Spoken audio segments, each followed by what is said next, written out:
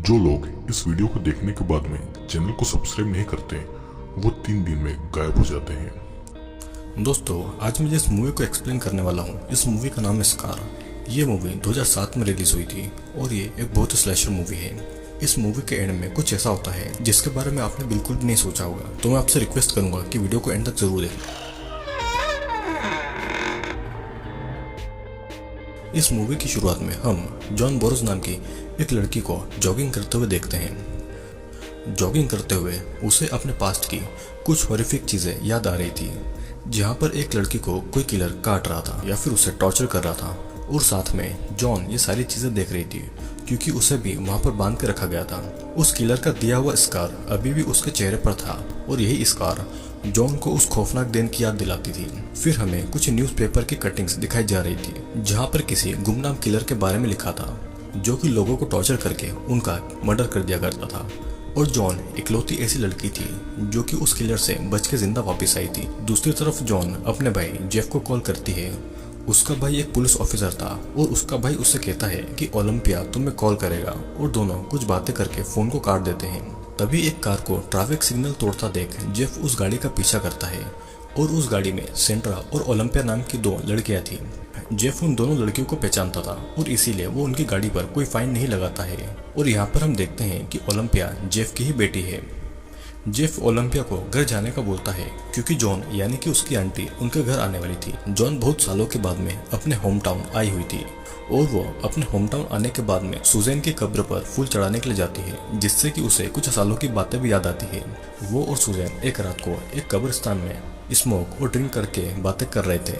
तब जॉन और सुजैन दोनों टीनेजर थे। उनको वहाँ पर एक घर दिखता है। फिर जॉन सुजैन को उस घर पर ले जाने के लिए जिद करती है। सुजैन पहले थोड़ा मना करती है, लेकिन बाद में वो भी उस घर की तरफ जाने लगती है। ये घर किसी बिशप नाम के एक आदमी था और वो दोनों घर के अंदर ही जा रही थी कि तभी वहाँ पर बिशप आ जाता है और उनको अंदर आने के लिए इनवाइट करता है। वे दोनों बिना सोचे समझे घर के अंदर चली जाती है। जॉन को चोट आई हुई थी तो बिशप उन चोटों पर बर्फ लगाता है। फिर बिशप उन्हें चाय पिलाकर उनसे कुछ बातें करने लगता है। वो उनसे उनके घर और उनके बॉयफ्रेंड के बारे में भी पूछता है। बिशप फिर सुजैन को किसी काम के लिए मदद करने के लिए किसी रूम में ले जाता है। सुजैन भी उसके साथ में अकेले ही रूम में चली जाती है। सीन यहीं पर कट होता है और कहानी फिर से प्रेजेंट टाइम में आती है, जहाँ पर जॉन को ये सब बातें याद आ रही थी। उस कब्रिस्तान में एक काम करने वाला आदमी था जिसे देखकर जॉन जल्दी से वहाँ से चली जाती है। ये कहानी फिर हमें जेफ के घर की तरफ दिखाई जाती है, जहाँ पर जॉन भी आई हुई थी। उसने अपने घर इतने सालों के बाद में खाना खाते हुए जॉन, जेफ और ओलंपिया एक दूसरे से बातें करने लगते हैं। फिर तभी ओलंपिया के फोन में सेंड्रा का मैसेज आता है जो कि उसे एक पार्टी के लिए बुला रही थी। रात को ओलंपिया और सेंड्रा पार्टी के लिए जाते हैं और ये पार्टी एक हाई स्कूल की लास्ट ईयर की पार्टी थी, इसीलिए वहाँ पर सभी लोग बहुत ज्यादा मस्ती कर रहे थे। तभी ओलंपिया पॉल नाम के एक लड़के के साथ में बातें करने के लिए चली जाती है। ओलंपिया और पॉल एक दूसरे से बातें कर रहे थे। फिर पॉल ओलंपिया को स्मोक करवाने के लिए थोड़ा दूर ले जाता है। उस पार्टी में दोनों स्मोक करने लगते हैं। वहाँ पर उनके बाकी के दोस्त भी आ जाते हैं और उनके 2 कपल फ्रेंड बीच की तरफ जाते हैं। इधर घर पे हम जेफ और जॉन को देखते हैं जो कि बातें कर रहे थे। जेफ की पत्नी मर चुकी थी, लेकिन जेफ ने अभी भी अपनी पत्नी की सारी चीजों को बहुत अच्छे से संभाल कर रखा हुआ था। जेफ अपनी बहन को देखकर बहुत खुश था और फिर जेफ जॉन को घर पर छोड़कर अपनी ड्यूटी के लिए निकल जाता है। जॉन को फिर से वही सारी बातें, वही टॉर्चर याद आ रहे थे। हम फिर से फ्लैशबैक को देखते हैं जहाँ पर सुजैन के बिशप के साथ एक अलग रूम जाने के बाद में जॉन वहाँ की चीजों को देखने लगती है। तभी वहाँ पर बिशप आ जाता है। वो जॉन के पैर में पट्टियां करते करते उससे कहता है कि तुम्हारी फ्रेंड दूसरे रूम में एंटिक सामान को देख रही है। बिशप और जॉन फिर से बातें करने लगते हैं। फिर बातें करते करते वो और जॉन एक दूसरे को किस करने वाले थे कि तभी बिशप किस नहीं करता। बिशप अचानक से क्लोरोफॉर्म लेकर जॉन को बेहोश कर देता है। कहानी फिर से प्रेजेंट टाइम में आती है, जहाँ पर हावर्ड और अप्रैल नाम के वही दोनों कपल जंगल में इंटीमेट होने के लिए जाते हैं। लेकिन इंटीमेट होने से पहले हावर्ड पानी में नहाने जाता है और उसकी गर्लफ्रेंड अप्रैल अपने कपड़े उतारकर उसे अपने पास बुलाने लगती है। फिर हावर्ड उसे अपने कपड़े पहनने को कहता है। हावर्ड को अप्रैल इंटीमेट होने के लिए बुला रही थी क्योंकि उसे अपने हाई स्कूल के पहले अपनी वर्जिनिटी लूज करनी थी।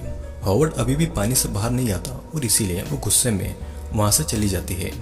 हावर्ड अप्रैल को बुलाता है, लेकिन उसका कोई जवाब नहीं आता। वो अप्रैल को बुलाने के लिए उस कार के पास में जाता है, लेकिन वो कार में भी नहीं थी। अब फिर अगली सुबह हम एक फिशिंग कंपटीशन को देखते हैं, जहाँ पर वे सारे हाई स्कूल के स्टूडेंट्स आए हुए थे। वहाँ पर ओलंपिया, पॉल और सेंड्रा भी आई हुई थी, लेकिन वहाँ पर उन्हें अप्रैल और हावर्ड दोनों नहीं दिखाई दे रहे थे। वे लोग बातें कर ही रहे थे कि तभी वहाँ जेफ और जॉन भी आ जाते हैं कंपटीशन को देखने के लिए। पॉल उन्हें अपने डैड से ही मिलवाता है, जो कि एक ऑफिसर थे, और फिर तभी प्रिंसिपल कंपटीशन का विनर अनाउंस करती है। वे सभी काफी ज्यादा खुश थे और इसके बाद में सभी हाई स्कूल के बच्चे लेक के अंदर उतर जाते हैं। वे सभी लेक के अंदर मस्ती कर रहे थे और तभी अचानक से पॉल से एक डेथ बॉडी टकरा जाती है और उसकी बॉडी पर हर जगह कटे हुए निशान लगे हुए थे। और तो और अप्रैल की बॉडी पर कोई भी कपड़ा नहीं था, मतलब कि उसकी पूरी बॉडी ही नेकेड थी। अब इस लाश को देखकर जॉन को फिर से फ्लैशबैक की बातें याद आने लगती है, जहाँ पर जॉन को वो किलर बिशप ने एक बेड पर बांध कर रखा हुआ था और उस रूम में हर जगह सर्जरी का सामान भी रखा हुआ था। पास ही में सुजैन भी खून से लथपथ पड़ी हुई थी, जो कि दर्द में बहुत ज्यादा तड़प रही थी। वहाँ पर बिशप फिर एक लाश को लेकर आता है और वो उस लाश के अंदर वैक्यूम क्लीनर डाल के उस लाश के अंदर का सारा मांस खींच रहा था और ये सब जॉन और सुजैन देख रही थी। वो दोनों ये देखकर बहुत ज्यादा डर गई थी और वे ये सोच रहे थे कि अब उनके साथ में क्या होगा। बिशप जॉन के पास आकर जॉन के फेस पर एक कट मारता है, जिससे कि जॉन दर्द से बहुत ज्यादा चिल्लाती है। सीन यहीं पर कट होता है और कहानी फिर से प्रेजेंट टाइम में आ जाती है, जहाँ पर जॉन और जेफ घर में अप्रैल के मर्डर के बारे में बातें कर रहे थे। अप्रैल के बॉयफ्रेंड हॉवर्ड भी मिसिंग था और फॉरेंसिक रिपोर्ट अभी भी नहीं आई थी। जॉन के मुताबिक तो ये एक मर्डर ही था और ओलंपिया अपने फ्रेंड से मिलने का बोल के जॉन और जेफ को बाय बोलकर वहाँ से चली जाती है। ओलंपिया फिर पॉल के घर जाती है और पॉल और ओलंपिया अप्रैल के मर्डर के बारे में बातें कर रहे थे। ओलंपिया पहली बार पॉल के घर आई थी, तो वो इसीलिए पॉल के रूम को देख रही थी। ओलंपिया को वहाँ पर यह पता चलता है कि पॉल की मॉम भी मर चुकी थी और बातें करते करते दोनों एक दूसरे के बहुत ज्यादा क्लोज आ जाते हैं। दोनों में फिर किस होती है। धीरे धीरे फिर पॉल ओलंपिया के कपड़े उतारने वाला था, लेकिन वो ऐसा करने से मना कर देती है। उसकी बॉडी पर स्कार्स यानी कि निशान थे और इसीलिए वो कंफर्टेबल नहीं थी। पॉल भी उसे फिर अपनी बॉडी के स्कार के बारे में बताने लगता है। ओलंपिया पॉल को बाथरूम जाने को बोलती है और पॉल उसे वहां जाने का रास्ता बता देता है। ओलंपिया जब बाथरूम जाती है तो वहां पर पॉल के फादर थे, जिसे देखकर ओलंपिया डर जाती है और वापस पॉल के पास आ जाती है। आने के बाद में वो उसे बाय बोलती है और वहां से चली जाती है। घर आने के बाद में ओलंपिया सेंड्रा को कॉल करती है। सेंड्रा के घर में उसके पेरेंट्स नहीं थे, तो उसने अपने बॉयफ्रेंड ब्रेंड को अपने घर पर बुला लिया था। दोनों थोड़ी देर फोन पर बात करते हैं, जिसके बाद में वो फोन कट कर देती है। सेंड्रा यहाँ पर अपने घर को साफ कर रही थी और ब्रायन अप्रैल के मर्डर और हॉवर्ड के मिसिंग होने की बातें कर रहा था। ब्रायन बार बार ये बातें कर रहा था तो सेंड्रा उस पर बहुत ज्यादा गुस्सा हो जाती है। ब्रायन उठकर फिर अंदर कमरे में चला जाता है और सेंड्रा बाहर कचरा फेंकने जाती है। बाहर उसे किसी के होने का एहसास होता है, तो वो ब्रायन समझकर उसे पुकारती है। वो उसे देखने जाती है, लेकिन वहाँ पर एक जानवर था, जिससे कि वो डर के मारे फिर से घर के अंदर चली जाती है। घर के अंदर आने पर वो ब्रायन को पुकारने लगती है, लेकिन अब भी उसे कोई जवाब नहीं आ रहा था। तभी वो देखती है कि एक रूम के अंदर ब्रायन खून से लथपथ तड़प रहा था और अचानक कोई पीछे से आकर सेंड्रा को भी पकड़ लेता है। सीन यहीं पर कट होता है और दूसरी तरफ हम देखते हैं कि जॉन को अपना स्कार देखते हुए उसी दिन के फ्लैशबैक फिर से याद आने लगते हैं, जहाँ पर किलर सुजैन के घाव पर एल्कोहल लगा रहा था, जिसकी वजह से सुजैन दर्द के मारे बहुत जोर जोर से चिल्ला रही थी। अब फिर वो जॉन के पास आकर उसके पेट पे स्टेपलर लगा देता है। जॉन फिर से चिल्लाने लगती है और फिर वो किलर बिशप सुजैन के पास आकर उससे कहता है कि अगर तुम जॉन को मारने को कहोगी तो मैं तुम्हें छोड़ दूंगा। सुजैन ऐसा नहीं करती और तब किलर एक सर्जिकल नाइफ सुजैन के मुंह में घुसा देता है और वो उसके मुंह के अंदर का मांस और उसकी जुबान काटने लगता है। जॉन बिशप को रोकने की कोशिश करती है, लेकिन वो नहीं रुकता और सुजैन की जीभ का टुकड़ा बिशप के हाथ पर आ जाता है और उसके मुंह से अब खून ही खून टपक रहा था। कहानी फिर से प्रेजेंट टाइम में आती है, जहाँ पर ओलंपिया सेंड्रा के घर आई हुई थी। वो डोर पर नॉक करती है, लेकिन अंदर से कोई निकल कर नहीं आता। वो अंदर जाती है, पर अंदर सारा सामान बिखरा पड़ा हुआ था। वो सेंड्रा को आवाज लगाती है, जिसके बाद में वो ऊपर रूम की तरफ जाती है। उसे ये लगता है कि ऊपर बेड पर सेंड्रा सोई हुई है। वो चादर हटाती है तो वहाँ पर हॉवर्ड की जख्मी लाश पड़ी हुई थी। वो ये भी देखती है कि हॉवर्ड के प्राइवेट पार्ट को किसी ने बुरी तरह से काट दिया है और ये देखकर ओलंपिया बहुत ज्यादा डर गई थी। अब फिर पुलिस स्टेशन में ओलंपिया को लाया जाता है उसकी पूछताछ करने के लिए, जहाँ पर पॉल भी आ जाता है। ओलंपिया को कुछ और देर पुलिस स्टेशन में रखा जाता है और पॉल और जॉन को घर पर भेज दिया जाता है। रात को अब ओलंपिया और जॉन एक दूसरे से मर्डर के बारे में बातें करते हैं। जॉन ओलंपिया को भरोसा दिलाती है कि वो उसके साथ में कुछ बुरा नहीं होने देगी। जॉन नहीं चाहती थी कि जो कुछ भी टीनेज की उम्र में उसके साथ में हुआ है वो ओलंपिया के साथ में भी हो। अब रात को सोते टाइम जॉन को किसी की आवाज आती है तो वो नींद से उठकर वहाँ पर देखने जाती है। देखते देखते वो आउट हाउस तक पहुँच जाती है, लेकिन वहाँ पर बस एक हिरण ही था। तभी उसे दिखता है कि ऊपर से उसके कपड़े पर कुछ गिर रहा है। वो ऊपर देखती है तो वहाँ पर ब्रायन की कटी हुई लाश थी और उसी का खून जॉन के कपड़ों पर गिर रहा था। ये देखकर जॉन इतनी ज्यादा डर जाती है कि उसके साथ हुए टॉर्चर के फ्लैशबैक्स उसे फिर से आने लगते हैं, जहाँ पर हम ये देखते हैं कि सुजैन की जीभ काटने के बाद में वो दर्द के मारे होश में नहीं थी और किलर बिशॉप जॉन को ये कह रहा था कि उसे मारने को बोलो, नहीं तो तुम्हारी भी हालत यही होगी। वो जॉन की भी जीभ काटने ही वाला था और तभी जॉन डर से सुजैन को मारने को कहती है और रोते हुए किलर फिर सुजैन के पास जाकर उसका गला मरोड़कर सुजैन को मार डालता है। जॉन अपनी ही आंखों के सामने अपनी बेस्ट फ्रेंड सुजैन की भयानक मौत देखकर बहुत ज्यादा रोने लगती है। अब ये कहानी फिर से प्रेजेंट टाइम में आ जाती है और सुबह पुलिस ब्रायन की लाश को अपने साथ ले जा रही थी और ये सब देखकर ओलंपिया को उल्टियां हो जाती है। इधर पुलिस स्टेशन में पुलिस ब्रायन के मर्डर के बारे में जॉन से पूछताछ कर रही थी। अब पूछताछ के बाद में जॉन उसी बिशप के घर पर आ जाती है तो उसे डोर खुला हुआ मिलता है। उसे किसी के चिल्लाने की आवाज आती है तो चाकू लेकर वो देखने चली जाती है। वहाँ पर कुछ लोग आए हुए थे जो कि बिशप के सामान को देखने आए हुए थे। किलर बिशप जिन सामानों व हथियारों से लोगों को मारता था और टॉर्चर करता था, लोग वो सब देखने के लिए आए हुए थे, जैसे कि बिशप कोई मर्डरर नहीं बल्कि एक हीरो हो। और इस बात से जॉन काफी ज्यादा गुस्सा हो जाती है, जिससे कि जॉन का भाई जेफ उसे अपने घर पर ले आता है।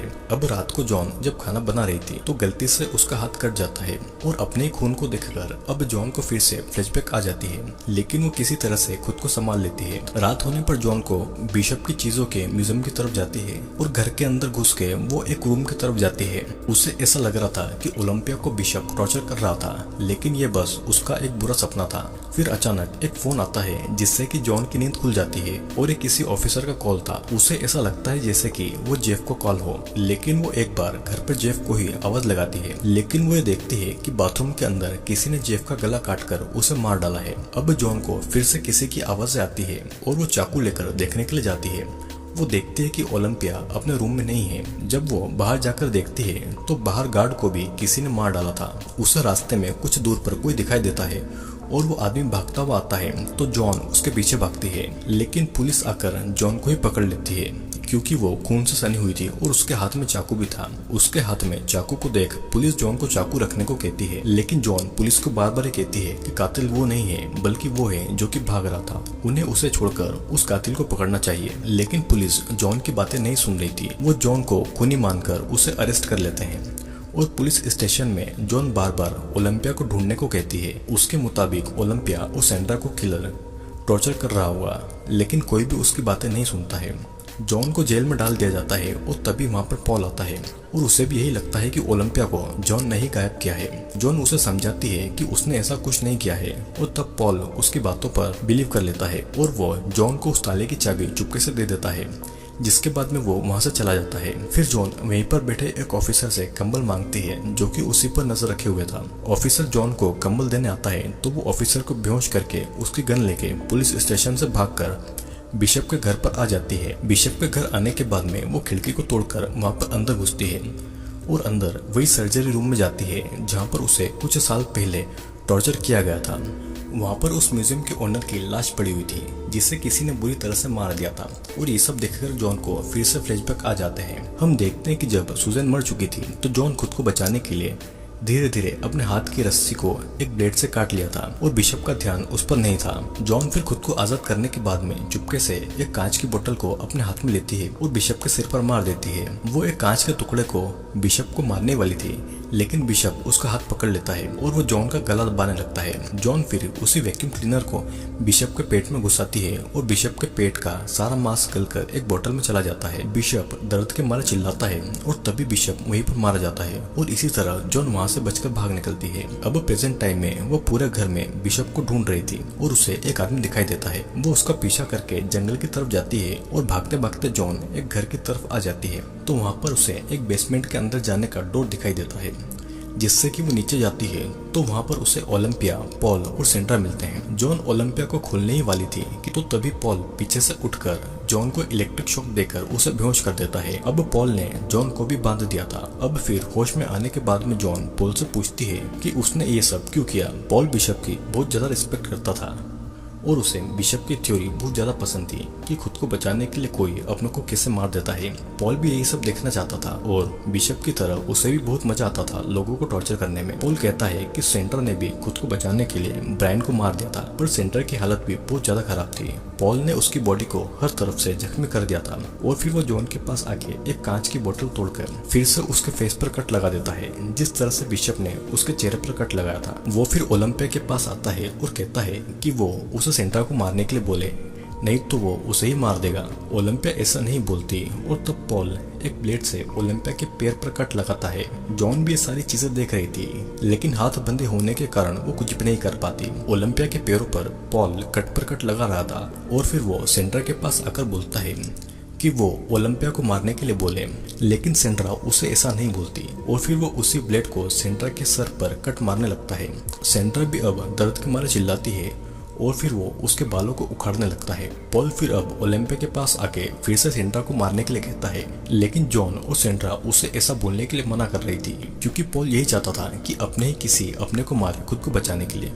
ओलंपिया नहीं बोलती है तो पॉल ओलंपिया के सर पर एक कट मारता है, जिससे कि वो दर्द सहन नहीं कर पाती और वो सेंट्रा को मारने के लिए कह देती है। ये सब सुनकर सेंट्रा बहुत ज्यादा रोती है कि उसकी फ्रेंड ओलंपिया ने उसे मारने के लिए बोल दिया। अब फिर पॉल एक सुपर ग्लू को सेंट्रा के मुंह में डालता है और उसके मुंह पर एक कपड़े को चिपका देता है, जिससे कि उसे अब सांस नहीं मिल पा रही थी और ऑक्सीजन की कमी की वजह से सेंट्रा वहीं पर मारी जाती है। पॉल फिर जॉन के पास आकर उसे इलेक्ट्रिक शॉक देता है और वो ऐसा जॉन के साथ में बार बार करता है। जॉन अपनी भतीजी ओलंपिया को बचाने के लिए खुद ये दर्द सहन कर रही थी। पॉल फिर ओलंपिया के पास आके अपनी आंट जॉन को मारने के लिए बोलता है, लेकिन ओलंपिया ऐसा नहीं बोलती। ओलंपिया की बेली पर लगी हुई रिंग को एक चाकू से उखाड़ देता है, जिससे कि ओलंपिया को बहुत ज्यादा दर्द होता है। अब फिर जब पॉल की नजर जब दूसरी तरफ थी तो जॉन एक कांच का टुकड़ा उठाकर अपने ही हाथ की एक उंगली काटकर उसे अलग कर देती है, जिससे कि उसका हाथ हथकड़ी से आसानी से निकल जाता है। पॉल अब ओलंपिया के मुंह में एक चाकू डालने ही वाला था और उसके दांत उखाड़ने ही वाला था कि तभी जॉन पॉल को गोली मार देती है और फिर जॉन ओलंपिया को आजाद कर रही थी कि तभी पॉल उसके पैर पर कट मार देता है। पॉल फिर अब जॉन के ऊपर चढ़ के उसे चाकू मारने वाला था कि तभी ओलंपिया पीछे से आकर एक चेन सो से उसके सर के टुकड़े कर देती है। पॉल दर्द के मारे चिल्लाता हुआ वहीं पर मारा जाता है और जॉन और ओलंपिया ये सब देखकर बहुत ज्यादा इमोशनल हो जाती है। अब सीन यहीं पर कट होता है और मूवी के आखिर में हम देखते हैं कि जॉन और ओलंपिया हॉस्पिटल में आपस में बातें कर रहे थे। तभी ओलंपिया के गले को किसी ने पीछे से पकड़ लिया था और हम देखते हैं कि ये बस ओलंपिया का एक बुरा सपना था। जिस तरह से ओलंपिया की आंट जॉन को पूरी जिंदगी भर अपने टॉर्चर की यादें ताज़ा रहती है, उसी तरह अब ओलंपिया को इस हादसे के बारे में जिंदगी भर याद रहेगा। आई होप दोस्तों वीडियो आपको जरूर पसंद आया होगा। वीडियो अगर पसंद आया हो तो लाइक, शेयर और कमेंट जरूर करना। और हाँ, अगर आप इस चैनल पर नए हैं तो चैनल को सब्सक्राइब जरूर कर लीजिएगा। और अब हम मिलेंगे अगले वीडियो में।